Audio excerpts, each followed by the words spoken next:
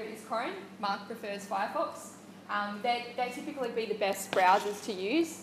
And in terms of percentage-wise, what people are using, most people are actually using Chrome. Chrome is Google's browser. It's easy to use. People like it because you can customise it with a theme, and it's a lot quicker to use. So that's a bit about browsers. Something that people are unaware of, especially when it comes to web development, is cross-browser compatibility. So cross-browser compatibility is making sure that your website will display in all browsers. I don't know if you've ever been to a website and you've used it in Internet Explorer and it's all broken or it's not working properly, but then you use it in Firefox or something else and it's fine. So that's what we mean by cross-browser compatibility, is making sure that your website will show in different mediums. And that's really important because you will have different users using the different types of browsers.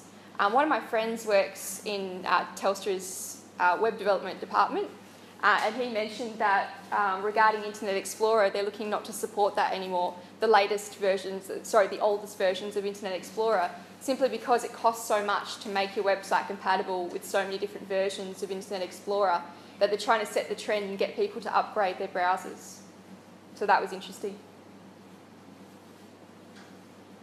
The other thing that we've noticed in this industry is a bit of an in-house joke for us, is sort of how Yellow Pages has changed over time. So sort of people used to be really big on advertising in the Yellow Pages book, and now everything's really shifted online. There's a few articles that have come out about it in terms of the shift from the book to online and sort of how that's working. I guess it's important to think when people actually go to the internet, where are they going? And mostly they're going to Google. So it has been hard for the Yellow Pages to shift from books to yellowpages.com.au simply because of that reason. Bit of an in-house joke we have, the 101 uses for Yellow Pages, so we've started putting that on our Facebook. Just a few brainstorms of how we use Yellow Pages at the office. That's my dog, by the way. We got these stats regarding marketing budget and how people spend their marketing budget. In terms of spend, we did see that things change. So Gartner put out a report last year in terms of how people spend their marketing budget and what percentage is put to digital. So as you can see, generally what they do is they look at the turnover of the company and then sort of what percentage is spent on average on digital marketing. And lately that's been about 3%. So what we've seen is a change, a focus more on digital, so more on digital marketing and advertising compared to traditional spends. So as you can see, sort of the overall increase in revenue in the digital marketing spends increased from about 3.1 is looking to be about 10% of the marketing spend annually on digital. So when we consider the online environment, where people actually are going when they go to the internet, generally a large percentage of people are going to Google. Google is very easy to use. It's a main search engine that people use, and it's been that way for a long time. Things are changing in sort of other areas like the US and other countries where they tend to use different search engines, but still Google tends to have the majority in all except China, I think, where they use Beidou. Bing didn't really take off as much as Microsoft hoped. I personally find it difficult to use. Some people prefer it. It just really depends on users. So some of the industry words that is good to be aware of, and most of you probably are, a browser, search engine, which when we talk about search engines, obviously Google, Bing and Yahoo. Search engine optimization gets thrown around a lot. Algorithm, online marketing, keyword string, web magnet, PPC, pay-per-click, Adwords, PageRank. Then you've got the actual algorithms themselves, Penguin, Panda, Hummingbird and Pigeon. Link building, digital strategy and conversion-orientated design. So don't worry if some of them don't mean much to you now, because we will cover them in the seminar. Okay, so online marketing is basically any way that you're marketing your business online. So whether it be search engine optimization or whether it be email marketing or social media, it's obviously marketing your business online. Search engine marketing is really both streams of online marketing. So search engine marketing includes advertising in the ads or appearing in the organic area of Google, which I'll cover. Your organic rankings are the search results that are underneath the ads, so that's what we call sort of the main area of Google. They're the area, that's the area that you can't obviously pay for. You have to be good enough in Google's eyes to have a ranking there. So search engine optimization relates to the organic rankings. So search engine optimization is that process of making your website, in a nutshell, attractive to Google. Search ranking methods, there are a lot out there, but the main thing is you've got to keep up to date with Google's algorithms. So every time Google puts out an algorithm change, it basically has a set of rules that you need to follow. If you break those rules and you classify it as black hat techniques, which we'll go through, it basically means your website drops in Google. The search engine algorithm, as I was mentioning, is sort of a recipe that Google uses to determine what is allowed and what's not allowed. It changes almost every day. And we'll go through some of the aspects of the search algorithm in regards to penguin, panda, hummingbird and pigeon. So don't worry if it's not making sense yet, because we will go through it. Okay, so just to clarify what I was talking about earlier, when you Google something, like say for example you're Googling online marketing, you've got your ads, so they're marked by the orange ads. Generally you'll have like top 3 listings that are ads, and then you have the sidebar as well, but it depends on the search and the competition. Typically, depending on the industry, the ads get between 5 and 25% click-through. Obviously that changes all the time and it's hard to get accurate stats from Google, but we actually saw some stats that showed by industry sort of how many people were clicking on the ads. Typically the more competitive industries like cosmetic surgery, finance had better click-throughs with the ads, but still the organic area of Google was the main area that people were clicking on. Obviously because it's like when you read a newspaper, you're more likely to read the articles than you are the ads. So there's an element of credibility, and also the websites that come up here have been judged by Google, so obviously they have good content and often are better structured than some of the ads.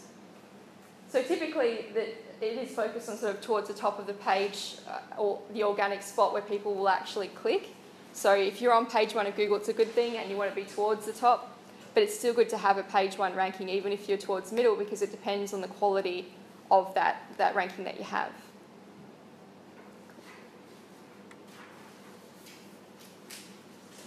So this is kind of what I was saying, towards the top 3 organic results is where most people are clicking, but things have changed recently, and I will go through that in terms of when people search. If you're on the front page of Google and your search ranking looks a little bit different to the other ones, which you can sometimes do with a blog, you can get a little bit more visibility than those that are at the top of the search. So we'll go through that. Okay, so some of the drier stuff about online marketing is sort of the link building side of it, which is basically having good links coming to your website. You want to think of it this way, you want to have more good links coming to your website than links going out.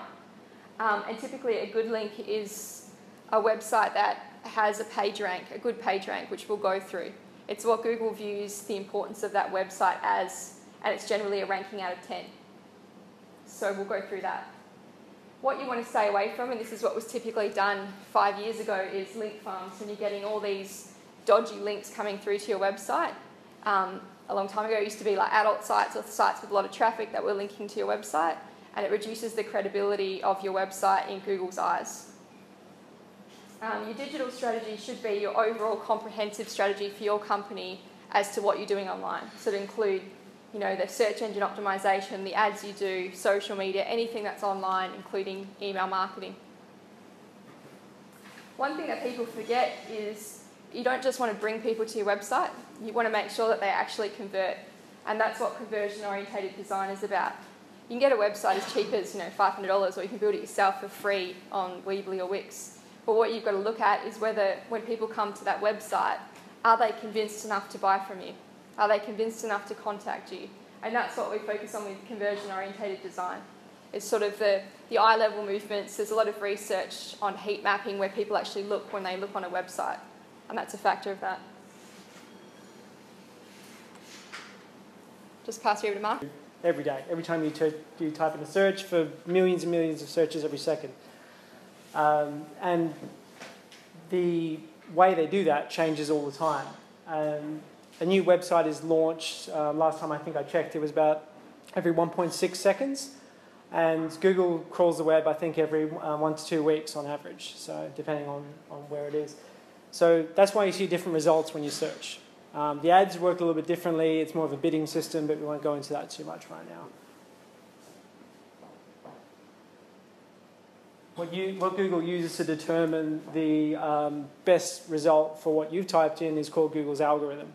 And what we're talking about when we say penguin, panda, hummingbird, those sort of terms, it's really, those are major changes to Google's algorithm in the way it ranks websites.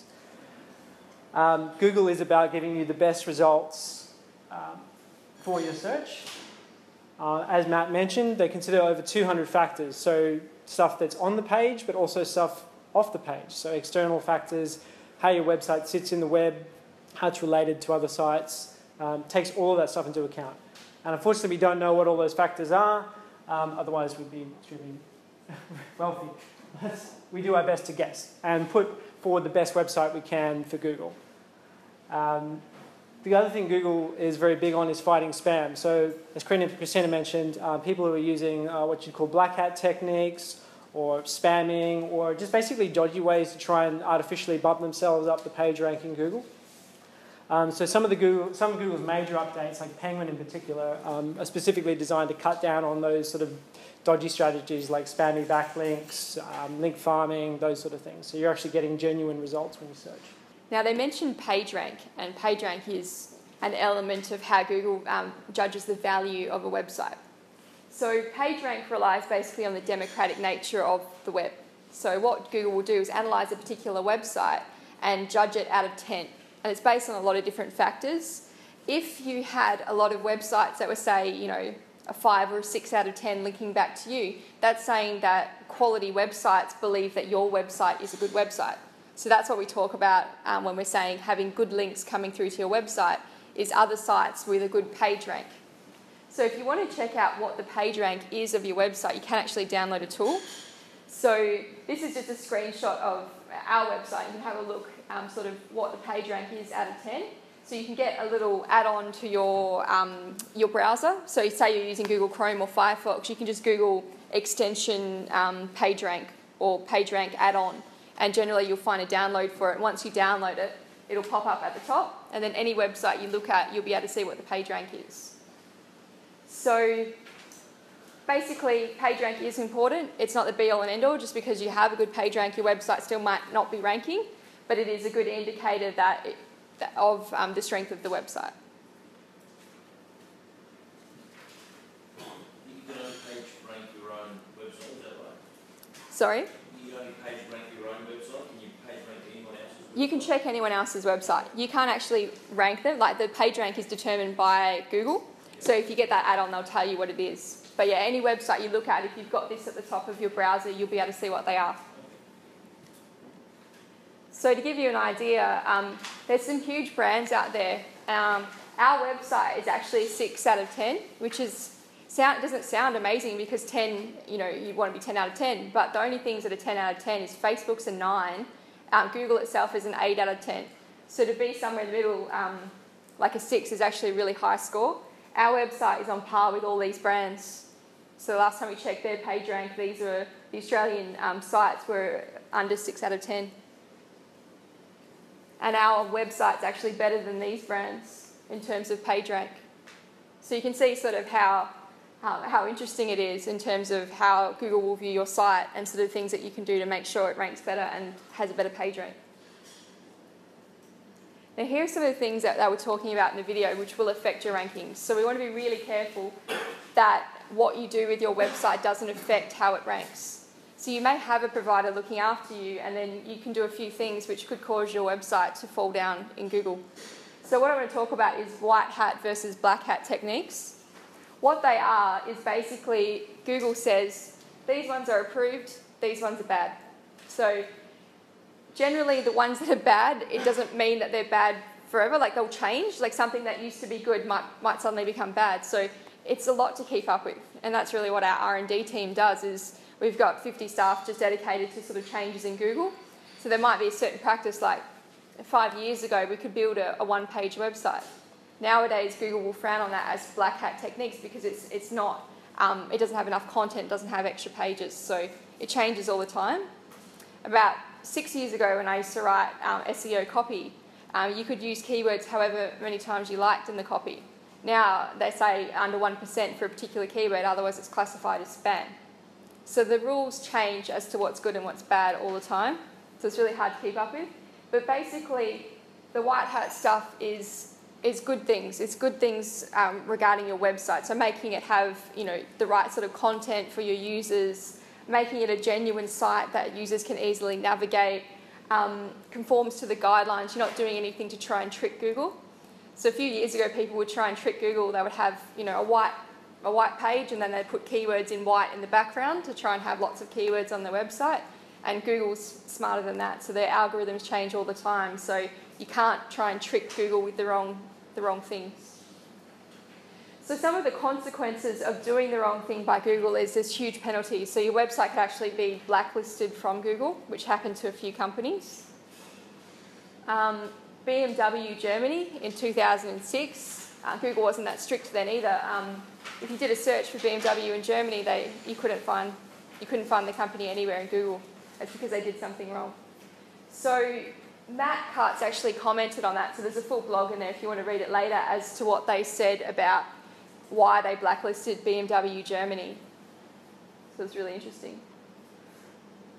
The other one that I found interesting was JCPenney. So JCPenney, if you're not aware, is a retailer in New York. And what they did, they thought they were really clever because they had lots of university students working for them. They said to the university students, go get your university website to link to our website. So they thought, oh, that's really good because universities, because they're a .edu, they're an educational domain name, they have a good page rank already. So they got all these universities to link to them, and Google said, that's not relevant. It's not relevant for a university to link to a retailer. So they got blacklisted for that, and they fell off the Google search, and they had to correct it. So it's just another huge example of sort of doing the wrong thing and black hat techniques and how it affects your rankings in Google. So now we're going to move on to the algorithm section. We won't play this video, but there is one there if you'd like to watch with Matt Cutts talking about algorithms. But we're just going to summarise that for you because a lot has changed since he put this video out.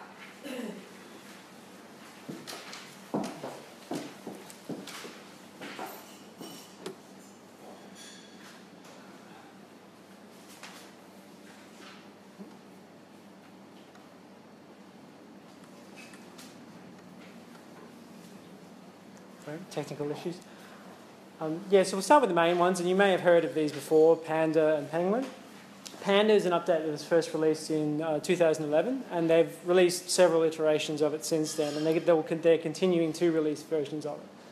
The main thing that Panda was designed to fight was low-quality websites and thin content. So it was really, there's potential of getting penalised if your website fell into that category. Penguin was a slightly more recent one. The first one came out in April 2012. Penguin was really designed to fight more aggressive black hat techniques, link farming, low quality backlinks, things like that.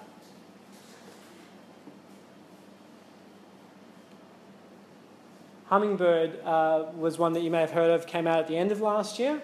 Hummingbird is a little bit different to the other ones in that it wasn't an actual algorithm update, but it was a whole new search engine for Google, basically. It was like taking the engine out of the car and putting a whole new one in.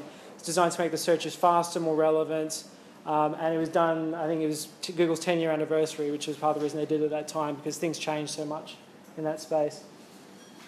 Hummingbird was also designed to factor in things like more conversational searches, people searching from mobile, because obviously you can talk to your phones now. Things like longer tail keyword strings, like people aren't so much searching for short phrases, they're actually searching for long tail, it's called, so 3, 4, 5 keyword strings. People are getting more detailed, trying to get the information they want. So it's sort of adjusting to search users' behaviour over that time too. And there's just a quick summary of the main changes there, which might be hard to see, but.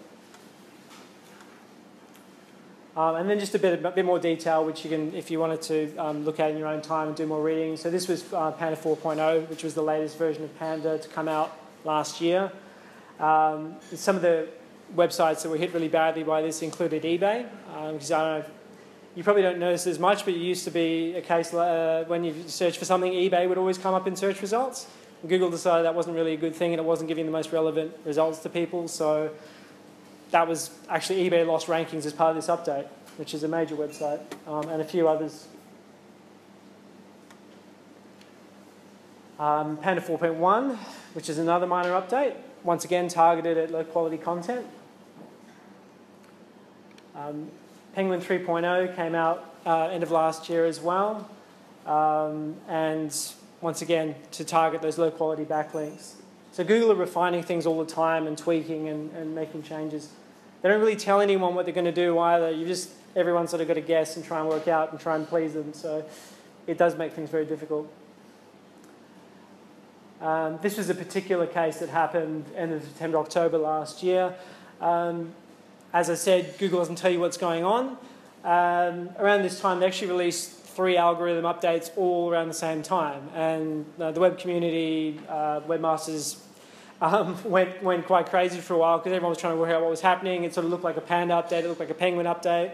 And then eventually they realized that it all happened at once. So usually when a major update is launched like that, people have to scramble around, make changes to their website, make sure it's still ranking. This is all stuff that goes on in the background that you don't see day to day. I was going to say, that was a really tough one for some of our clients. I mean, probably 2 of our Perth clients were affected by it, but you just couldn't figure out what had happened. So we had to basically judge it from all the other websites that we look after and kind of figure out what was a common denominator, what was different, and then try and fix it. And the other thing that Google did, which made it difficult, was you couldn't find out if the fixes you put in place had worked until many months, even a year later. Exactly. So it's really hard. And quite funny on that one, Google don't normally release an algorithm update on a holiday, but they did. And Matt Cutts was actually on leave for 2 weeks when that happened, so he wasn't replying to his blog either, so it was quite difficult for everyone. One of the more recent updates that you might have heard about is called Pigeon. It was rolled out in the US, I think, end of last year, and it's just recently rolled out in the Australia, Canada, and the UK. It's really focused around local search content. Valuing results in local portal sites, local reviews, really geo-targeted local content. So Google's taking it one step further now. It's not just trying to provide you relevant results, but relevant results to your exact location. And that's getting as precise as knowing what suburb you're in now. So it's pretty incredible what they're doing. Some predictions for 2015. So Penguin, there's another, I think they're talking about Penguin 4.0 somewhere on the horizon. Pigeon is planning to roll out to other languages other than English, and that's continuing to be launched in other countries around the world. And Panda is just a slow rolling update that will just keep getting released over time.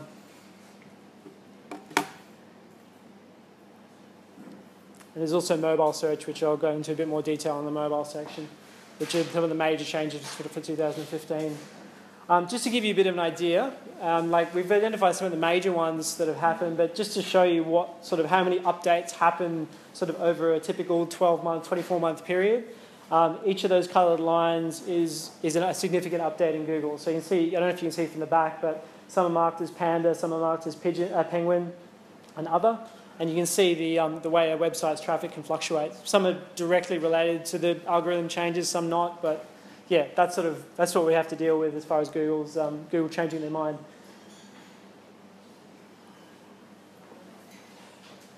One of the other big things for 2015, and Christina mentioned this a little bit earlier, is Google's really trying to consider user intent with search. And that video, while quite funny, explains it quite well, because sometimes it's very hard to tell what a user is trying to find based on a couple of keywords that they're putting in. So one of the things Google is really pushing now is delivering varied content for what you're searching. So you probably notice now, when you do a search in Google, you don't just get the top 10 businesses for that phrase. You get a couple of business listings, you might get a Wikipedia link, a couple of blog entries, a YouTube video, sometimes maybe even a knowledge graph will pop up or something like that. And it's actually all about giving you variety in results. The interesting effect of this is that it's not all about the top 3 anymore. And this is quite a recent study that was done at the start of this year, I think, where typically eye-level movement was top 3 results and then it went down from that. But what we're seeing now is some of these results popping up in the page further down, blog posts that have an image or a YouTube video, a business that has a lot of Google reviews, so it'll have stars alongside its name, just some of those other visual elements are making people scroll down the page more. And one of the interesting things was that people on tablets and mobiles are actually going to page 2 and page 3 a lot more than ever before. So just to show you how much user behavior is changing. So,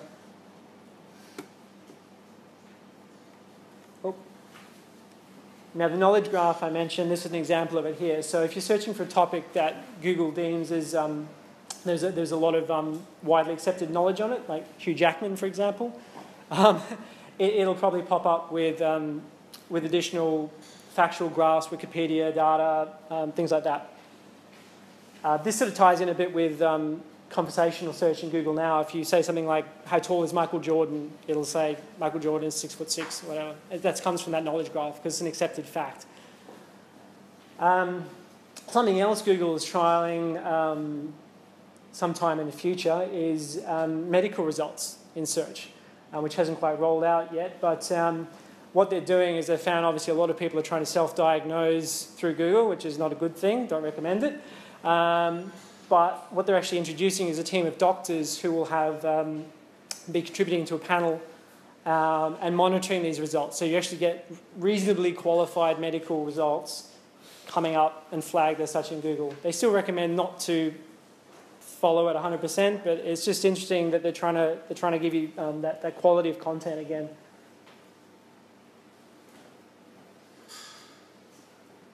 And taking that one step further, I don't know if this is it's actually going to come out or not, but Google were talking about delivering facts, what Google deems to be facts on the internet. And there's been quite a bit of debate on this in terms of what should you believe if Google's actually telling you if it's a fact. Is it decided by a panel? Is it based on the amount of information out there? Is it credible sources? Things like that. So the idea is that Google will actually have things that it identifies as facts, like Michael Jordan being 6'6", for example. The knock-on effect of that is, I suppose, and the biggest negative argument is that Google gets it wrong sometimes. We actually had an interesting example of a client where we were doing some content writing about valves, and float valves and ball valves. And if you type into Google, what is a ball valve, the result says a ball valve is a float valve. So we thought, okay. And then after talking to the client, who's an expert in this, he said, no, it's not. It's actually this, and this. So whether it'll be perfect or not, yeah, we'll wait to see. But and just to give you a bit of a brief overview of some of the other interesting things that Google are doing at the moment, you heard me mention Google Now, which is an app you can get for your Android and I think for your iPhone as well. It's basically like real-time data being updated on your phone. It actually looks in your email sometimes. If you've got a flight booked, it'll pop up with a reminder saying you've got a flight, and it'll look at traffic and tell you should leave at this time so you don't miss your flight and all this sort of stuff. It's very Big Brother. It's a little bit creepy, but I actually found it to be really good. You can talk to your phone. It's getting the voice search is getting a lot more accurate, a lot more responsive.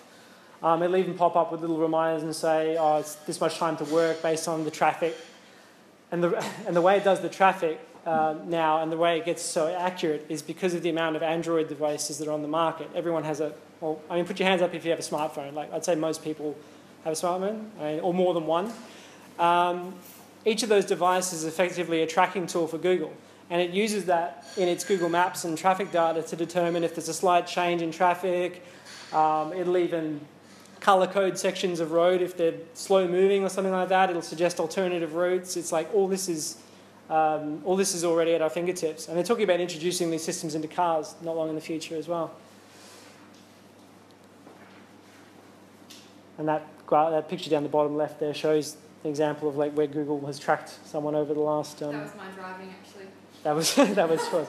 If you log into your account and if you've got tracking turned on, you can actually see, it actually monitors everywhere you've been. So, yeah, a little bit creepy. But just taking it a little bit step further, I mean, Google's definitely more than just search, and I think that's one of the key things I'm trying to demonstrate here. Another tool that you can actually use in your own business, and we use it a lot for reputation management and social media, is Google Alerts. And you can actually set up customized alerts in Google, and they'll send you they can send you either a daily or a weekly email that shows, say Sydney Carter, for example, and you can actually see maybe there's an article in the US where that person was mentioned. You can see some post on a website, things like that. So Google uses its index to provide you alerts on that information. Yeah, we use that for an MP in Melbourne called Frank Maguire, Eddie Maguire's brother. So anytime his name was mentioned out on Google, and we got an alert, so we could manage his reputation online. So you can see if people are writing positive, negative reviews, things like that. Yeah, and that's something you can just set up yourself via that link. Google Alerts. You just need a Google account. So we'll take a quick break now. Get some questions. Yeah, has anyone got some questions on the first section? Yes? You mentioned all these things like pigeon and panda, right? Mm. How do you hear about them? I mean, how does the general public hear about them? They don't. Technology, we don't know about You don't really. I mean, it's sort of... Google does do official announcements occasionally, but I mean, it's usually on their webmaster blog or something like that. It's not usually publicised in mainstream media or anything like that. And basically the way we find out about it is constant research and just the greater SEO community. And our clients, like we'll have a client's rankings that go down and like, oh, what happened? Yeah. And then we can figure out that something happened there. So we judge it over thousands of websites. Yeah. I just thought it must have been something just on Google's page I hadn't read or Nothing at all. I mean, me personally, I have RSS feeds on dozens of websites all the time, and just if there's anything that looks interesting, I'll always read it and research it and follow it up more. And yeah, sometimes you just don't know. Sometimes it's speculation, but sometimes it is a major update, and then they'll go, yes, this was Penguin 3.0 or whatever. And we rely on our team as well. We've got an R&D team of 50 staff, so they do the research not only on our clients to see what's happening there, but just general market and industry research. It's different for different countries as well, and we've got clients optimised not just in Australia or city specific, but also internationally. So it's different everywhere. It's the other thing that's hard. Oh, yeah, one person couldn't keep up with it themselves. It's too much out there. But anyone else? No?